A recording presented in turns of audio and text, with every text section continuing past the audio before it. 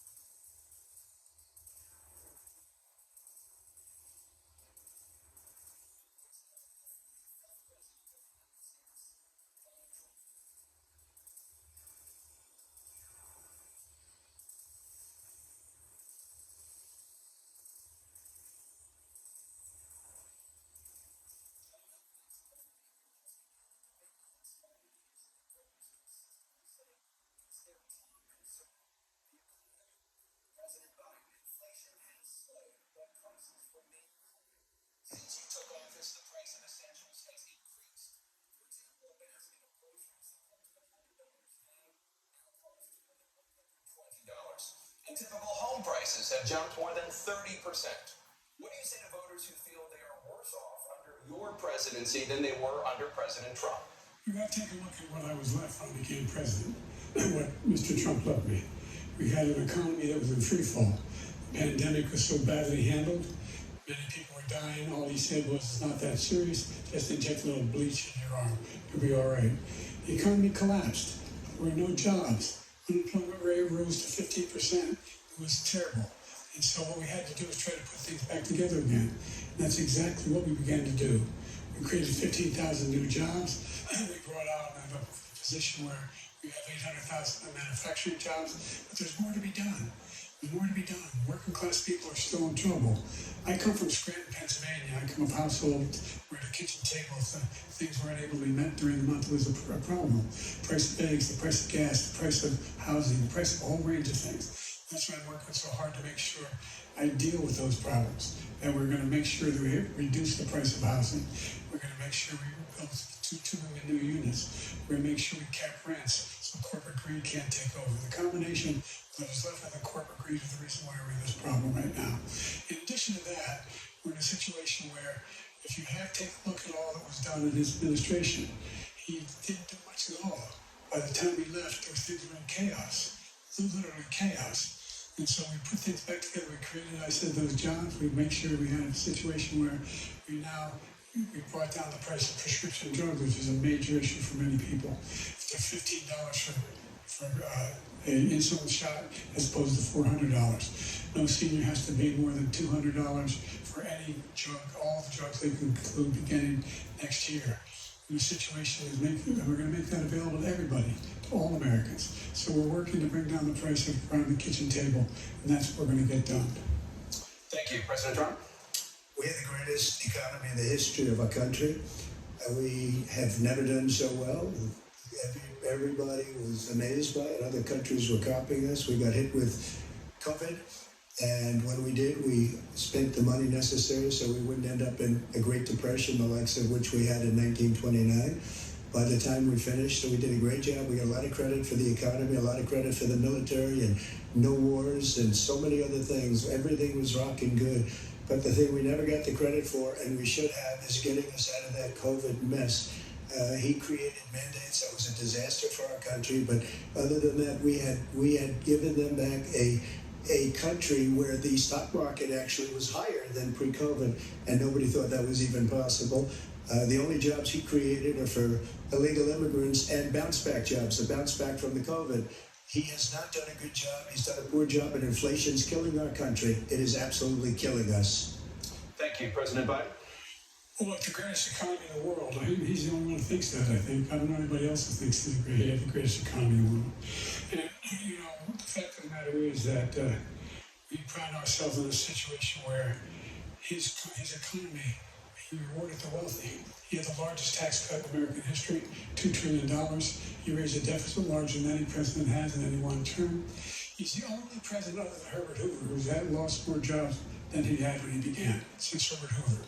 The idea that he did something that was significant, and the military, when he was president, they were still killing people in Afghanistan. He didn't do anything about that. When he was president, we were still finding ourselves in a position where you had a notion that we were this safe country. The truth is, I'm the only president this century that doesn't have this decade, that doesn't have any troops dying anywhere in the world like he did. President Trump, I want to follow up if I can. You want to respond to him? Well, I'm going to ask you a follow-up. You can do whatever you want with the minute that we give you. I want to follow up. You want to impose a 10% tariff on all goods coming into the U.S. How will you ensure that doesn't drive prices even higher? It's not going to drive them higher. It's just going to cause countries that have been ripping us off for years, like China and many others, in all fairness to China. It's going to just force them to pay us a lot of money, reduce our deficit tremendously, and give us a lot of power for other things. But he made a statement. The only thing he was right about is I gave you the largest tax cut in history. I also gave you the largest regulation cut in history. That's why we had all the jobs. And the jobs went down, and then they bounced back, and he's taking credit for bounce-back jobs. You can't do that.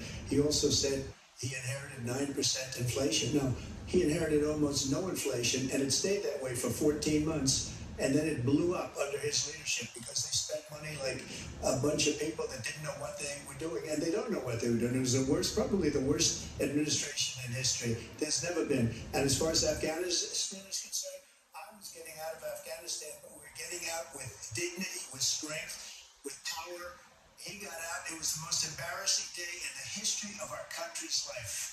President Trump, over the last 8 years, under both of your administrations, the national debt soared to record highs. And according to a new nonpartisan analysis, President Trump, your administration approved $8.4 trillion in new debt.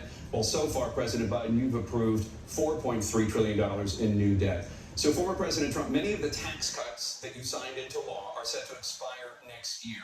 You want to extend them and go even further, you say. With the U.S. facing trillion-dollar deficits and record debt, why should top earners and corporations pay even less in taxes than they do now? Because the tax cuts spurred the greatest economy that we've ever seen just prior to COVID. And even after COVID, it was so strong that we were able to get through COVID much better than just about any other country. But we spurred, that tax spurred. Now, when we cut the taxes, as an example, the corporate tax was cut down to 21% from 39%, plus beyond that. We took in more revenue with much less tax, and companies were bringing back trillions of dollars back into our country. The country was going like never before, and we were ready to start paying down debt. We were ready to start using the liquid gold right under our feet, the oil and gas right under our feet. We were going to have something that nobody else has had. We got hit with COVID. We did a lot to fix it. I gave him an unbelievable situation with all of the therapeutics and all of the things that we came up with.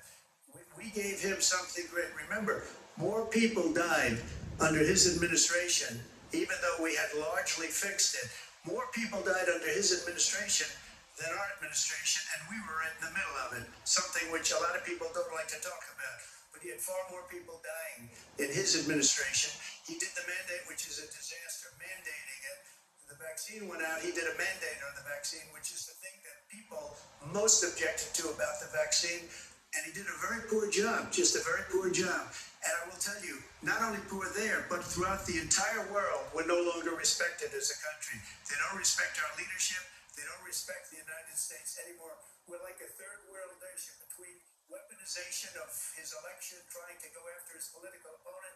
All of the things he's done, we've become like a third world nation. And it's a shame. The damage he's done to our country, and I'd love to ask him, and will, why he allowed millions of people to come in here from prisons, jails, and mental institutions to come into our country and destroy our country. President Trump, we will get to immigration later in this block. President Biden, I want to give you an opportunity to respond to this question about the national debt. He had the largest national debt of any president in a 4-year period, number one. Number two, that $2 trillion tax cut benefited the very wealthy. What I'm going to do is fix the tax system. For example, we have 1,000 trillionaires in America. Billionaires in America. And what's happening? They're in a situation where they, in fact, pay 8.2% in taxes. If they just paid 24%, 25%, either one of those numbers, they'd raise $500 billion, I should say, in a 10-year period. You'd be able to wipe out his debt. We'd be able to help make sure that all those things we need to do, child care, elder care, making sure that we continue to strengthen our healthcare system, making sure that we're able to make every single solitary person eligible for what I've been able to do with the COVID, with dealing with everything we have to do with, look, if we finally beat Medicare. Thank you, President Biden. President Trump? He's right, he did beat Medicare. He beat it to death, and he's destroying Medicare because all of these people are coming in. They're putting them on Medicare. They're putting them on Social Security. They're going to destroy Social Security. This man is going to single-handedly destroy Social Security. These millions and millions of people coming in, they're trying to put them on Social Security. He will wipe out Social Security. He will wipe out Medicare. So he was right in the way he finished that sentence. And it's a shame. What's happened to our country in the last 4 years is not to be believed. Foreign countries, I'm friends with a lot of people. They cannot believe what happened to the United States of America. We're no longer respected. They don't like us. We give them everything they want. They think we're stupid. They think we're very stupid people. What we're doing for other countries, and they do nothing for us. What this man has done is absolutely criminal. Thank you, President Trump. Dana? This is the first presidential election since the Supreme Court overturned Roe v. Wade. This morning, the court ruled on yet another abortion case, temporarily allowing emergency abortions to continue in Idaho, despite that state's restrictive ban. Former President Trump, you take credit for the decision to overturn Roe v. Wade, which returned the issue of abortion to the states. Correct. However, the federal government still plays a role in whether or not women have access to abortion pills. They're used in about 2/3 of all abortions. As president, would you block abortion medication? First of all, the Supreme Court just approved the abortion bill, and I agree with their decision to have done that, and I will not block it. And if you look at this whole question that you're asking, complex, but not really complex. 51 years ago, you had Roe v. Wade, and everybody wanted to get it back to the states. Everybody, without exception. Democrats, Republicans, liberals, conservatives, everybody wanted it back. Religious leaders. And what I did is I put 3 great Supreme Court justices on the court, and they happened to vote in favor of killing Roe v. Wade and moving it back to the states. This is something that everybody wanted. Now, 10 years ago or so, they started talking about how many weeks and how many this and getting into other things. But every legal scholar throughout the world, the most respected, wanted it brought back to the states. I did that. Now the states are working it out. If you look at Ohio, it was a decision that was an end result that was a little bit more liberal than you would have thought. Kansas, I would say the same thing. Texas is different. Florida is different. But they're all making their own decisions right now. And right now, the states control it. That's the vote of the people. Like Ronald Reagan, I believe in the exceptions. I am a person that believes. And frankly, I think it's important to believe in the exceptions. Some people, you have to follow your heart. Some people don't believe in that.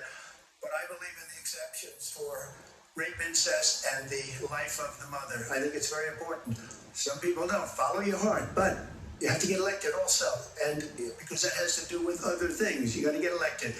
The problem they have is they're radical because they will take the life of a child in the 8th month, the 9th month, and even after birth. After birth, if you look at the former governor of Virginia, he was willing to do this. He said, we'll put the baby aside and we'll determine what we do with the baby, meaning we'll kill the baby.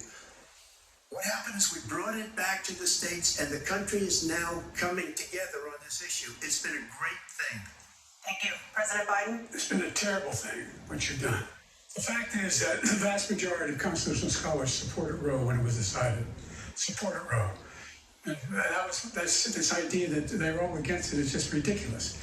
And this is the guy who says the state should be able to have it. We're in a state where in 6 weeks, you don't even know whether you're pregnant or not, but you cannot see a doctor, have him decide on what your circumstances are, whether you need help.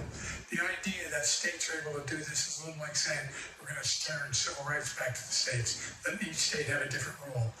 Look, there's so many young women who have been, including a young woman who just was murdered, and he went to the funeral. The idea that she was murdered by an immigrant coming in, they talk about that. But here's the deal: there's a lot of young women to be raped by their in-laws, by their spouses, brothers and sisters. It's just ridiculous, and they can do nothing about it. And they try to arrest them when they cross state lines. Thank you. There have been many young women murdered by the same people he allows to come across our border. We have a border that's the most dangerous place anywhere in the world, considered the most dangerous place anywhere in the world. And he opened it up, and these killers are coming into our country, and they are raping and killing women. And it's a terrible thing. As far as the abortion is concerned, it is now back with the states. The states are voting.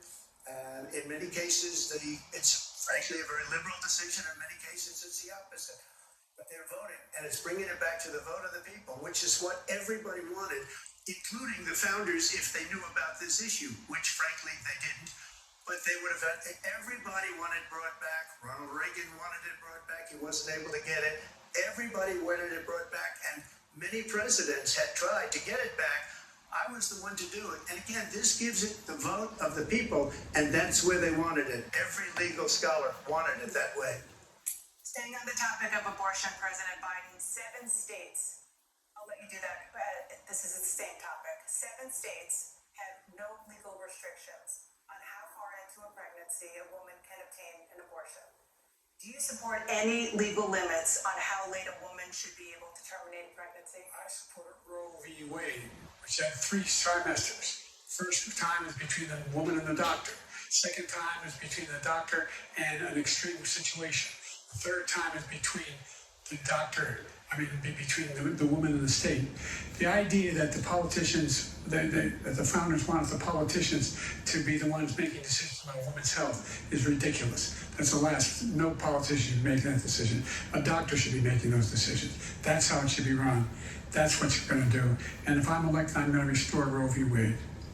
So that means he can take the life of the baby in the 9th month and even after birth, because some states, Democrat run, take it after birth. Again, the former governor of Virginia, put the baby down, then we decide what to do with it. So he's willing to, as we say, rip the baby out of the womb in the 9th month and kill the baby. Nobody wants that to happen, Democrat or Republican. Nobody wants it to happen. That is simply not true. The Roe v. Wade does not provide for that. That's not the circumstance. Only if a woman's life is in danger, she's going to die. That's the only circumstance in which that can happen. But we are not for late-term abortion, period. The Roe v. Wade, you have late-term abortion. You can do whatever you want, depending on the state. You can do whatever you want. We don't think that's a good thing. We think it's a radical thing. We think the Democrats are the radicals, not the Republicans. For 51 years, that was the law. 51 years, constitutional scholarship said it was the right way to go. 51 years, and it was taken away because this guy put very conservative members on the Supreme Court. He takes credit for taking it away. What's he going to do? What's he going to do? In fact, if the MAGA Republicans, he gets elected, and the MAGA Republicans control the Congress, and they pass a universal ban on abortion, period, across the board at 6 weeks or 7 or 8 or 10 weeks, something very, very conservative. Is he going to sign that bill? I'll veto it. He'll sign it. Thank you. Let's turn now to the issue of immigration and border security. President Biden, a record number of migrants have illegally crossed the southern border on your watch. Overwhelming border states and overburdening cities such as New York and Chicago, and in some cases causing real safety and security concerns. Given that, why should voters trust you to solve this crisis? We worked very hard to get a bipartisan agreement that not only changed all of that, but made sure that we are in a situation where you had no circumstance where they could come across the border with the number of border police there are now. We significantly increased the number of asylum officers. Significantly, by the way, the Border Patrol endorsed my position. In addition to that, we found ourselves in a situation where when he was president, he was separating babies from their mothers, putting them in cages, making sure the families were separated. That's not the right way to go. What I've done since I've changed the law, what's happened? I've changed it in a way that now you're in a situation where there are 40% fewer people coming across the border legally. It's better than when he left office. And I'm going to continue to move until we get the total ban on the total initiative relative to what we can do with more Border Patrol and more asylum officers. President Trump? I really don't know what he said at the end of that sentence. I don't think he knows what he said either. Look, we have the safest border in the history of our country. The border, all he had to do was leave it. All he had to do was leave it. He decided to open up our border, open up our country to people that are from prisons, people that are from mental institutions, insane asylum, terrorists. We have the largest number of terrorists coming into our country right now. All terrorists, all over the world, not just in South America, all over the world. They come from the Middle East, everywhere. All over the world, they're pouring in. And this guy just left it open. And he didn't need legislation because I didn't have legislation. I said, close the border. We had the safest border in history.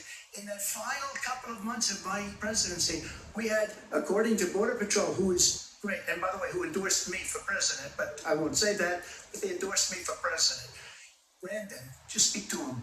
But look, we had the safest border in history. Now we have the worst border in history. There's never been anything like it. And people are dying all over the place, including the people that are coming up in President Trump. President Biden? The only terrorist who's done anything across the border is one who came along and killed 3, and his administration, killed an Al-Qaeda person come in and his administration, killed 3 American soldiers. Killed 3 American soldiers. That's the only terrorist that's there. I'm not saying that no terrorist ever got through, but the idea they're emptying their prisons, we're welcoming these people. That's simply not true. There's no data to support what he said. Once again, he's exaggerating, he's lying. President Trump, staying on the topic of immigration, you've said that you're going to carry out, quote, the largest domestic deportation operation in American history, unquote. Does that mean that you will deport every undocumented immigrant in America, including those who have jobs, including those whose spouses are citizens, and including those who have lived here for decades? And if so, how will you do it? Just 1 second, he said we killed 3 people. The people we killed are al-Baghdadi and Soleimani, the 2 greatest terrorists, biggest terrorists anywhere in the world. And it had a huge impact on everything, not just border, on everything. He's the one that killed people with the bad water, including hundreds of thousands of people dying, and also killing our citizens when they come in. We are living right now in a rat's nest. They're killing our people in New York, in California, in every state in the union, because we don't have borders anymore. Every state is now a border. And because of his ridiculous, insane, and very stupid policies, people are coming in and they're killing our citizens at a level that we've never seen. We call it migrant crime. I call it Biden migrant crime. They're killing our citizens at a level that we've never seen before. And you're reading it like these 3 incredible young girls over the last few days. One of them, I just spoke to the mother, and they just had the funeral for this girl, 12 years old. This is horrible what's taken place. What's taken place in our country, we're literally an uncivilized country now. He doesn't want it to be. He just doesn't know. He opened the borders. Nobody's ever seen anything like.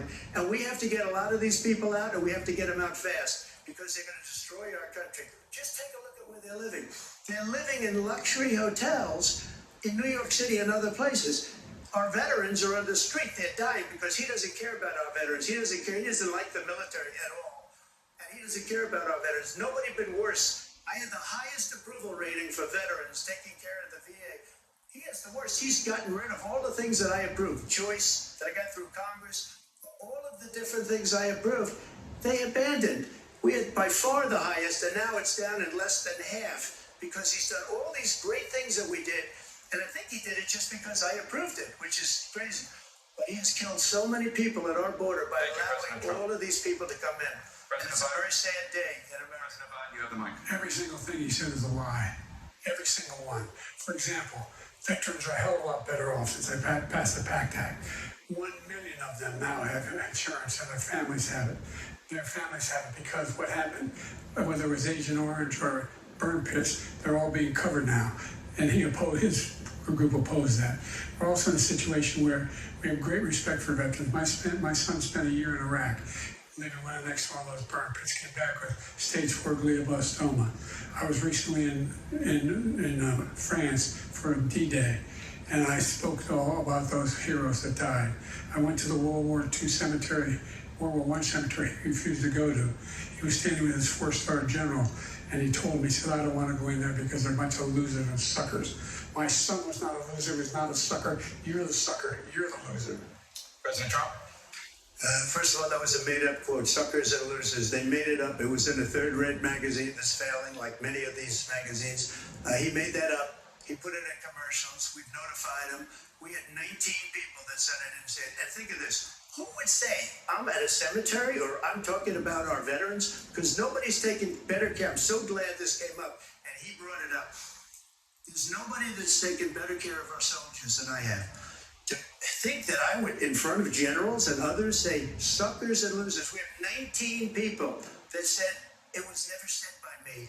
It was made up by him, just like Russia was made up, just like the 51 intelligence agents are made up, just like the new thing with the 16 economists are talking. It's the same thing. 51 intelligence agents said that the laptop was Russia disinformation. It wasn't. That came from his son, Hunter. It wasn't Russia disinformation. He made up the suckers and losers, so he should apologize to me right now. 4-star general standing at your side was on your staff who said you said it, period. That's number one. And number two, the idea that I have to apologize to you for anything along the line. We've done more for veterans than any president has in American history. And they now are in their family. The only sacred obligation we have as a country is to care for our veterans when they come home and their families and equip them when they go to war. That's what we're doing. That's what the VA is doing now. They're doing more for veterans than ever before in our history. All right, thank you so much. Topic of foreign policy. I want to begin with Russia's war against Ukraine, which is now in its 3rd year.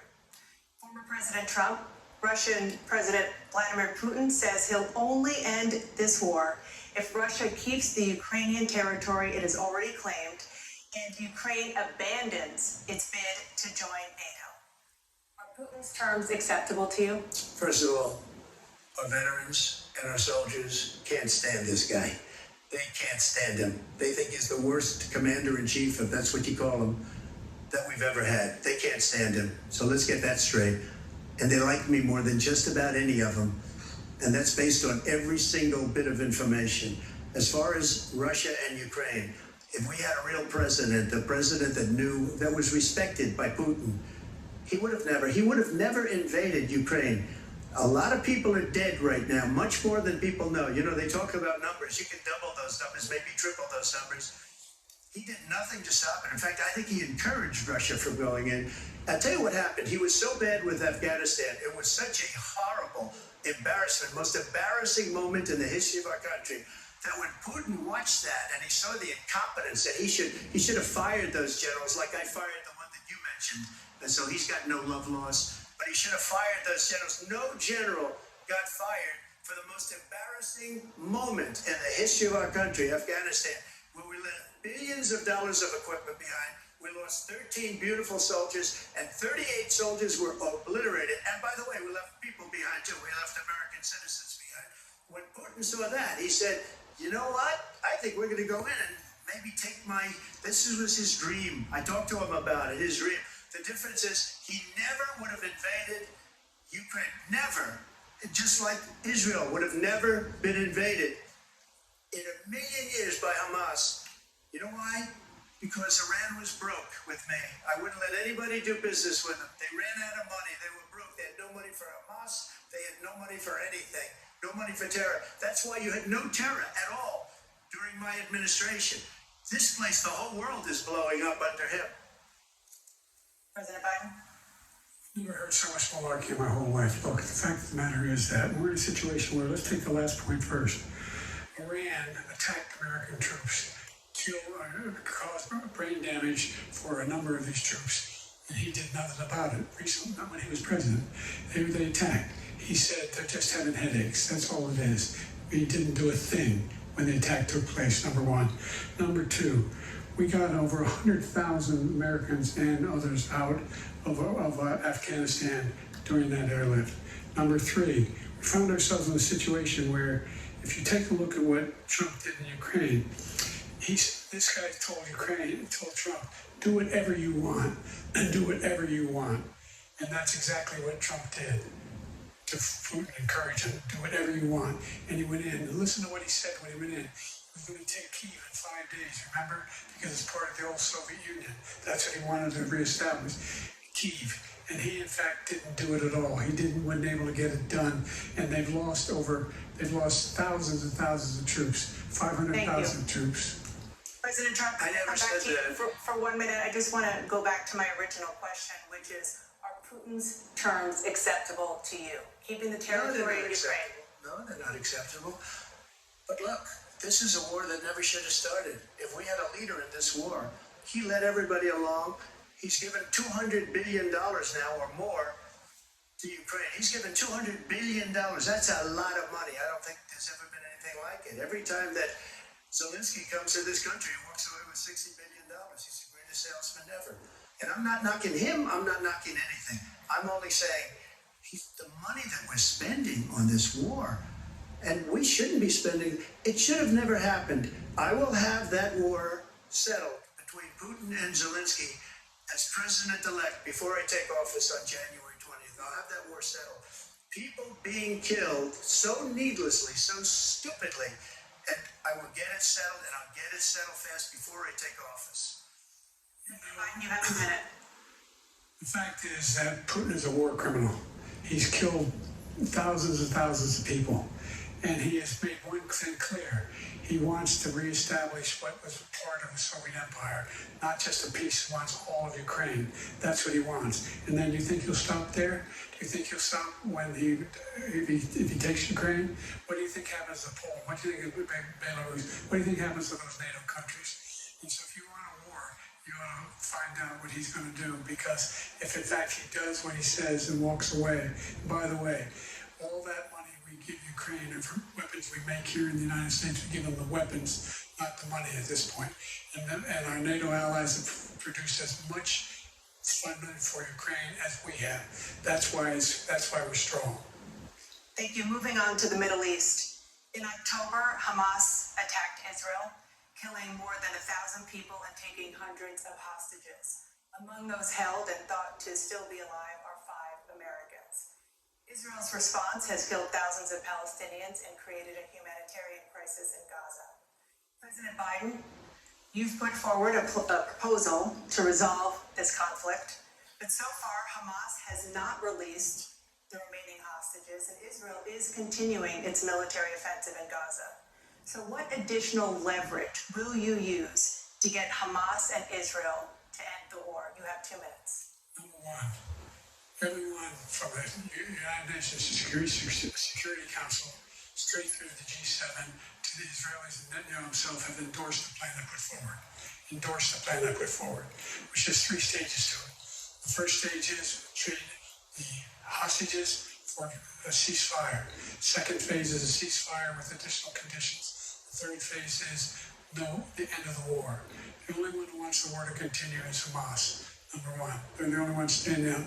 We're still pushing hard to get them to accept. In the meantime, what's happened? in Israel, we find that the only thing I've denied Israel was 2,000-pound bombs. They don't work very well in populated areas. They kill a lot of innocent people. We're providing Israel with all the weapons they need and when they need them. And by the way, I'm the guy that organized the world against Iran when they had a full-blown intercontinental ballistic missile attack on Israel. No one was hurt. No one Israeli was accidentally killed, and it stopped. We saved Israel. We are the biggest producer of support for Israel of anyone in the world. And so they're two different things. Hamas cannot be allowed to be continued. We continue to send our experts, and we tell the people how they can get Hamas like we did bin Laden. You don't have to do it. And by the way, they've been greatly weakened, Hamas, greatly weakened, and they should be. They should be eliminated. But you've got to be careful for using certain weapons among population centers. Stay back to Ukraine for 1 second. We have an ocean separating us. The European nations together have spent $100 billion, or maybe more than that, less than us. Why doesn't he call them and say, you got to put up your money like I did with NATO? I got them to put up hundreds of billions of dollars. The Secretary General of NATO said Trump did the most incredible job I've ever seen. They wouldn't have any. They were going out of business. We were spending almost 100% of the money was paid by us. He didn't do that. He's getting old. You got to ask these people to put up the money. We're over $100 billion more spent, and it has a bigger impact on them because of location, because we have an ocean in between. You got to ask them. As far as Israel and Hamas, Israel's the one that wants to go. He said the only one who wants to keep going is Hamas. Actually, Israel is the one, and you should let him go and let him finish the job. He doesn't want to do it. He's become like a Palestinian, but they don't like him because he's a very bad Palestinian. He's a weak one. President Biden, you have a minute. I've never heard so much foolishness. This is a guy who wants to get out of NATO. Are you going to stay in NATO? He's going to pull out of NATO. The idea that we have our strength lies in our alliances as well. It may be a big ocean, but are we ever able to avoid a war in Europe, a major war in Europe? What happens if, in fact, you have Putin continue to go into NATO? We have an Article 5 agreement. Attack on one is attack on all. You want to start the nuclear war he keeps talking about, go ahead. Let Putin go in and control Ukraine and then move on to Poland and other places. See what happens then. He has no idea what the hell he's talking about. And by the way, I got 50 other nations around the world to support Ukraine, including Japan and South Korea, because they understand that this kind of dislocation has a serious threat to the whole world peace. No major war in Europe has ever been able to be contained just to Europe. President Trump, just to follow up, would you support the creation of an independent Palestinian state in order to achieve peace in the region? I have to see, but before we do that, the problem we have is that we spend all the money. So they kill us on trade. I made great trade deals with the European nations because if you add them up, they're about the same size economically. Their economy is about the same size as the United States. And they were no cars, they don't want anything that we have, but we're supposed to take their cars, their food, their everything, their agriculture. I changed that. But the big thing I changed is they don't want to pay. And the only reason that he can play games with NATO is because I got them to put up hundreds of billions of dollars. I said, and he's right about this, I said, no, I'm not going to support NATO if you don't pay. They asked me that question, would you guard us against Russia? At a very secret meeting of the 28 states at that time, nations at that time. And they said, no, if you don't pay, I won't do that. And you know what happened? Billions and billions of dollars came flowing in the next day and the next months. But now we're in the same position. We're paying everybody's bills. Let's turn to the issue of democracy. Former President Trump, I want to ask you about January 6, 2021. After you rallied your supporters that day, some of them stormed the Capitol to stop the constitutionally mandated counting of electoral votes. As president, you swore an oath to, quote, preserve, protect, and defend, unquote, the Constitution. What do you say to voters who believe that you violated that oath through your actions and inaction on January 6th and worry that you'll do it again? Well, I don't think too many believe that. And let me tell you about January 6th. On January 6th, we had a great border. Nobody coming through, very few. On January 6th, we were energy independent. On January 6th, we had the lowest taxes ever. We had the lowest regulations ever. On January 6th, we were respected all over the world. All over the world we're respected. And then he comes in and we're now laughed at. We're like a bunch of stupid people. What happened to the United States' reputation under this man's leadership is horrible, including weaponization, which I'm sure at some point you'll be talking about, where he goes after his political opponent because he can't beat him fair and square. You have 80 seconds left. My question was, what do you say to those voters who believe that you violated your constitutional oath through your actions and inaction on January 6, 2021, and worry that you'll do it again? Well, I didn't say that to anybody. I said peacefully and patriotically. And Nancy Pelosi, if you just watched the news from 2 days ago, on tape to her daughter, who's a documentary filmmaker, they say, but she's saying, oh no, it's my responsibility. I was responsible for this. Because I offered her 10,000 soldiers or National Guard, and she turned them down. And the mayor in writing, by the way, the mayor in writing turned it down, the mayor of D.C. They turned it down. I offered 10,000 because I could see, I had virtually nothing to do. They asked me to go make a speech. I could see what was happening. Everybody was saying they're going to be there on January 6th. They're going to be there. And I said, you know what? There's a lot of people coming. You could feel it. You could feel it too, and you could feel it. And I said, they ought to have some National Guard or whatever.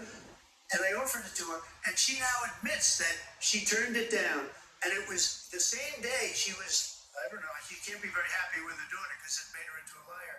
She said, I take full responsibility for January 6th. President Biden?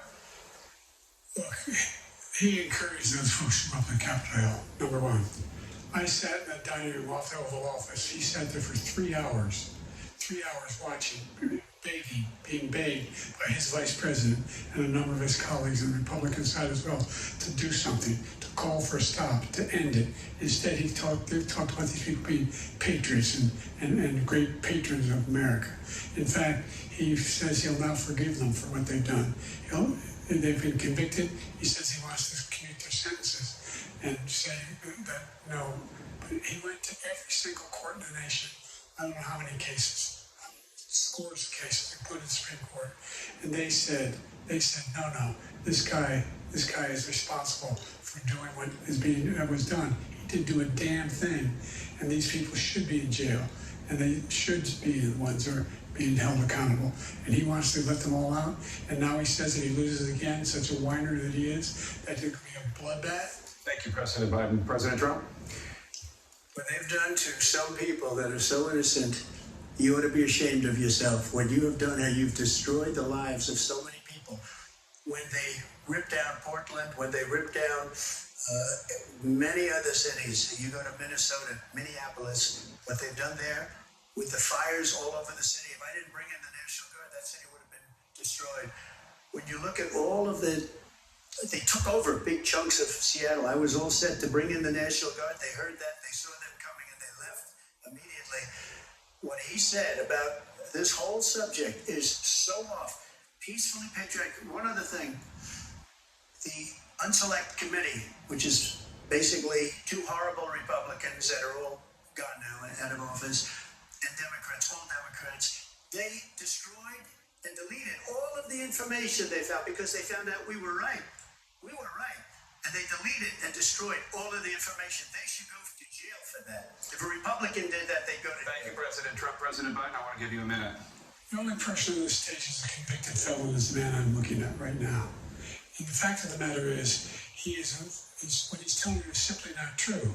The fact is that there was no effort on his part to stop what was going on up in Capitol Hill. And all those people, every one of those who were convicted, deserves to be convicted. The idea that they didn't kill somebody, just went in and broke down doors, broke the windows, occupied offices, turned over desks, turning over statues. The idea that those people are patriots? Come on. When I asked him about first the two debates we had first time around, I said, will you denounce the Proud Boys? He said, no, I'll tell them to stand by.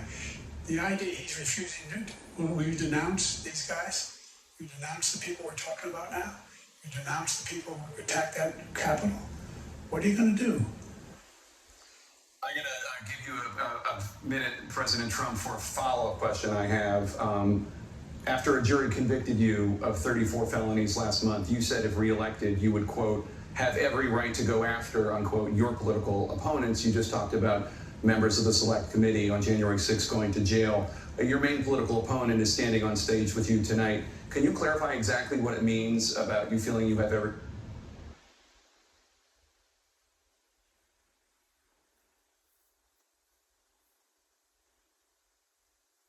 after your political opponents? Well, I said my retribution is going to be success. We're going to make this convicted probably numerous other times. He should have been convicted before, but his Justice Department let the statute of limitations lapse on the most important things. But he could be a convicted as soon as he gets out of office. Joe could be a convicted fellow with all of the things that he's done. He's done horrible things. All of the death caused at the border, telling the Ukrainian people that we're going to want $1 billion, you can change the prosecutor. Otherwise, you're not getting $1 billion. If I ever said that, it's quid pro quo. We're not going to do anything. We're not going to give you $1 billion unless you change your prosecutor having to do with the son. This man is a criminal. This man, you're lucky. You're lucky. I did nothing wrong. We'd have a system that was rigged and disgusting. I did nothing wrong. Thank you, President Trump. President Biden, you have said, I'm coming right to you, sir. You want to respond? Go ahead. I'll give you a minute to respond. The idea that I did anything wrong relative to what you're talking about is outrageous. It's simply a lie, number one. Number two, the idea that you have a right to seek retribution against any American just because you're president is wrong. It's simply wrong. No president's ever spoken like that before. No president in our history has spoken like that before. Number three, the crimes that you are still charged with, and think of all the civil penalties you have. How many billions of dollars do you owe in civil penalties for molesting a woman in public, for doing a whole range of things, of having sex with a porn star on the night while your wife was pregnant? I mean, what are you talking about? You have the morals of an alley cat. Give me a minute, sir. I didn't have sex with a porn star, number one. Number two, that was a case that was started and moved. They moved a high-ranking official at DOJ into the Manhattan DA's office to start that case. That case is going to be appealed and won. We had a very terrible judge, a horrible judge, Democrat. The prosecutor were all high-ranking Democrats, appointed people, and both the civil and the criminal. He basically went after his political opponent because he thought it was going to damage me. But when the public found out about these cases, because they understand it better than he does, he has no idea what these cases are. But when they found out about these cases, you know what they did? My poll numbers went up, way up. You know that because you're reporting it. And we took in more money in the last 2 weeks than we've ever taken in the history of any campaign. I don't think any campaign has ever taken. Hundreds of millions of dollars came pouring in because the public knows it's a scam, and it's a guy that's after his political opponent because he can't win fair and square. Thank you, President Trump. President Biden, you have said, quote, Donald Trump and his MAGA Republicans are determined to destroy American democracy. Do you believe that the tens of millions of Americans who are likely to vote for President Trump will be voting against American democracy? The more they know about what he's done, yes. The more they know about what he's done. And there's a lot more coming. He's got a lot of cases down the road coming around. He's got a whole range of issues he has to face. I don't know what the juries will do, but I do know he has a real problem. And so the fact that, could you ever think you heard any president say that I'm going to seek retribution? You ever hear any president say that I thought Hitler had some good ideas? What got me involved to run in the first place after my son had died, I decided in Iraq, because of Iraq, I said I wasn't going to run again until I saw what happened in Charlottesville, Virginia. People coming out of the woods carrying swastikas on torches, and singing the same anti-Semitic bile they sang when back in Germany. And the young woman got killed. I spoke to the mother, and they asked him. They said, "What do you think of those people? The people the ones who got killed, the one who tried to stop it, and the ones," he said, "I think they're fine people on both sides." What American president would ever say Nazis coming out of fields carrying torches, singing the same anti-Semitic bile, carrying swastikas were fine people? This is a guy who says Hitler's done some good things. I'd like to know what they are. The good things Hitler's done, that's what he said. This guy has no sense of American democracy. President Trump. Jake, both of you know that story has been totally wiped out, because when you see the sentence, it said 100% exoneration on this. So he just keeps it going. He says he ran because of Charlottesville. He didn't run because of Charlottesville.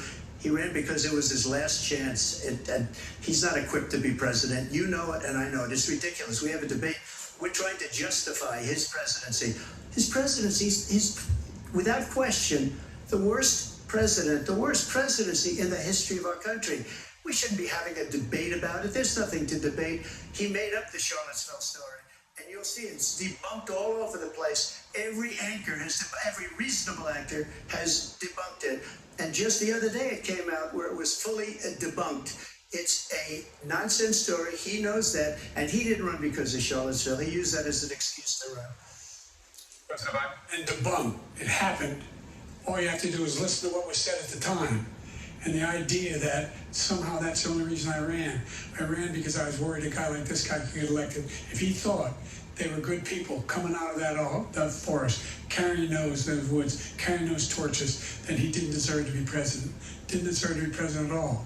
And the idea that he's talking about all this being fabricated, we saw with our own eyes. We saw what happened on January 6th. We saw the people breaking through the windows. We saw people occupying his own vice president. Look, there's a reason why 40 of his 44 top cabinet officers refused to endorse him this time. His vice president hasn't endorsed him this time. So why? Why? They know him well.